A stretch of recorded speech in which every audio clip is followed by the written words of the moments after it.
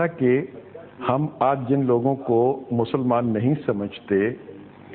انہی میں سے ایک صاحب تھے جو ہمارے وزیر خارجہ بھی تھے، اور پاکستان کی جو جغرافیائی حدود ہیں، جو ہم نے جغرافیہ پاکستان کے لیے حاصل کیا، اسے حاصل کرنے میں انہوں نے بہت کاوش کی، محنت کی، اور قائد اعظم نے انہیں اس کمیٹی کا اور اس کمیشن کا ممبر بنایا تھا جو پاکستان کی جغرافیائی حدود کا تعین کرتی تھی، باؤنڈری کمیشن جسے کہتے ہیں، اور میں سر ظفر اللہ خان صاحب کا ذکر کر رہا ہوں۔ تو پاکستان ایسا پاکستان نہیں تھا جیسا پاکستان اب ہم دیکھتے ہیں۔ وہ ہم نے اپنی ریاست کی جو نظریاتی لباس ہم نے پہنایا اپنی ریاست کو، اس نظریاتی لباس کی جیبوں میں سے تنگ نظری برآمد ہوئی، اور اب ہم اگر اس کو تبدیل کرنا چاہتے ہیں، دیکھیے جب کوئی ریاست